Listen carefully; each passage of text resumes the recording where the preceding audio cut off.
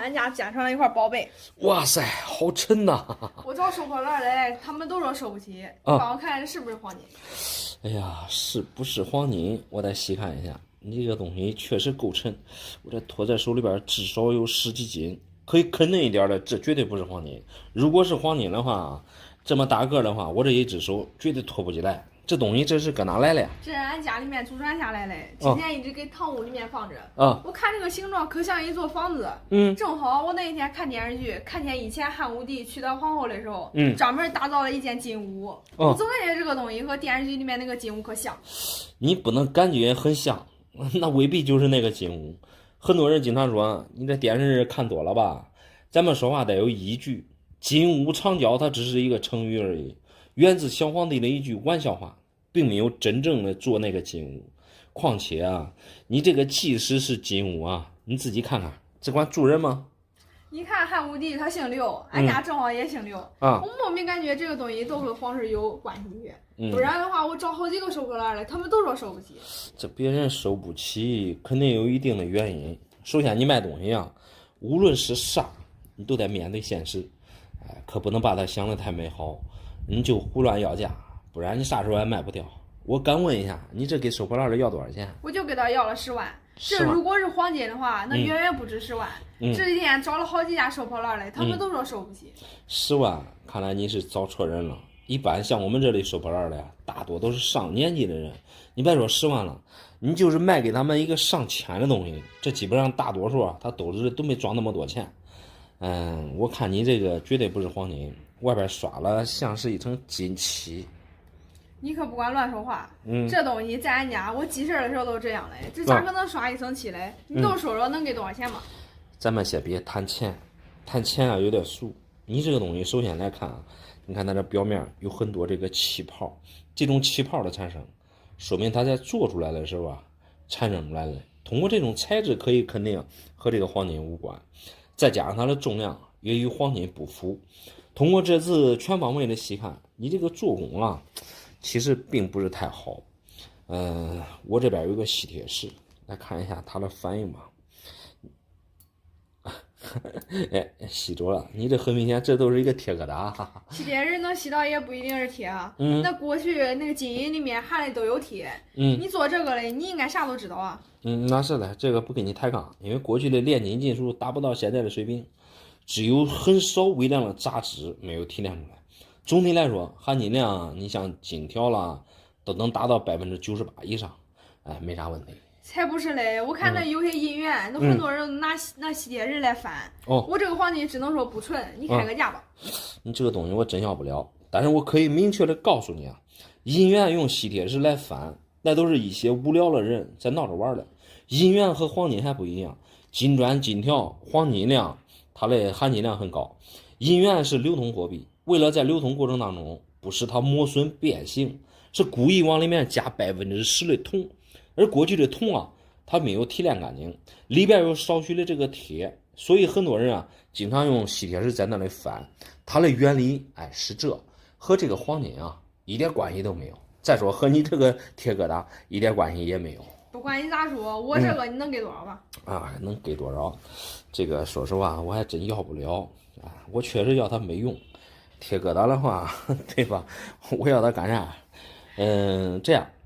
我这要不了，并不等于它没有市场。你再找找那些收破烂的，说不定那些收破烂的能给你个好价钱。送你一句话检定结果太让我大失所望。那没办法。我男朋友真是太大方了才认识3天就把家的金条传家宝送给我当见面礼。听说现在黄金不是涨价了吗？你给我看看值多少钱？那男友拿这种10两的大黄鱼当传家宝，让人感觉挺意外的。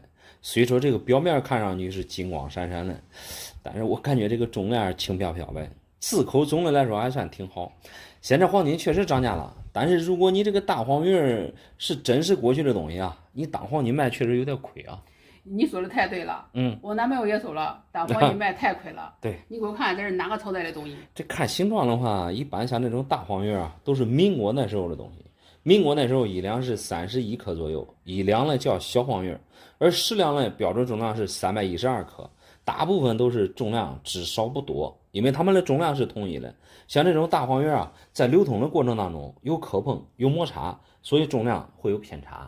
我前几天啊，准备用这个去金店翻个金手镯。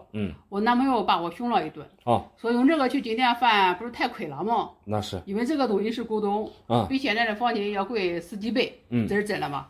我只能这样回答你，那男友说的话是真的，因为一般像这种大黄鱼，字口越清晰，品相状态保存的越完好，它的收藏行情越可观。你看普通的黄金市面上，你只要有钱，要多少就有多少。但是像这种字口品相好的这种大黄鱼特别少见。但是你这个大黄鱼我看这不太理想。你放心，你给我多少钱我都不会卖的。因为这是我男朋友家的传家宝嘛。他说全世界可能就我家这一个。价钱想卖多少钱，暂时我们也没有想好嘞。我听你说这话，你是对这个啥都不懂。我先给你来称一下重量。可以。这个电子秤。192.54克，哎呀，这个大黄鱼的重量是有问题的，和过去的大黄鱼的重量差的太多，很有可能你这个连黄金都不是。不可能嘞，他当时给我的时候啊，我还相信是真是假，所以当时就在上面咬了一口，你看上面还有我留下的牙印嘞。你说这怎么能解释啊？这个地方原来是你用牙咬的，其实也没啥可解释的。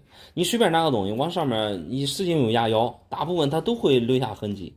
你可以照镜子看一下我们的这个牙齿结构，我们的虎牙很尖，反正使劲咬的话都会留下痕迹。通过这个痕迹，并不能说，它就证明是黄金。你这个操作啊，没有依据。那你仅凭一个电子秤，就简单的说我这条金条是假的，你这也太草率了吧？再说了，我看我男朋友他也不是那种小气人啊，我感觉啊，他都挺阔绰的呀。你们毕竟才认识3天，对他是否有详细的了解还有待观察。仅凭重量完全可以断定你这个大黄鱼不是黄金。首先，你拿过来的时候就说了，你这个当传家宝，一般人是看不出真假，但是我们经常接触这些东西，肯定啊和真的大黄鱼区别还是很大的。首先，它这种字口，你看不是太规范，全是现代的电脑体。然后包括这个金条啊，你看有些地方它都已经变色了、褪色了，而真正的黄金它是不会产生这种变色褪色。你这才拿到手3天，3个月之后啊，它可以完成脱一成黑色，再加上标准的适量重量不对，所以你这个大黄鱼是有问题的。不可能，绝对不可能！你不会是因为我不卖给你，你就在忽悠我吧？不存在忽悠你，别人经常说宁毁3座庙，不破1桩婚。我看你是不懂，所以善意的提醒一下你，对一个人才认识3天，不逐一了解他，你还是留一个心眼儿。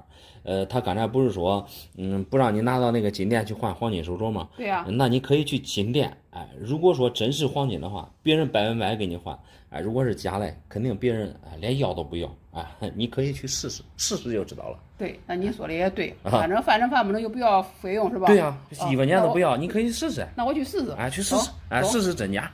好，那谢谢你啊。没事没事。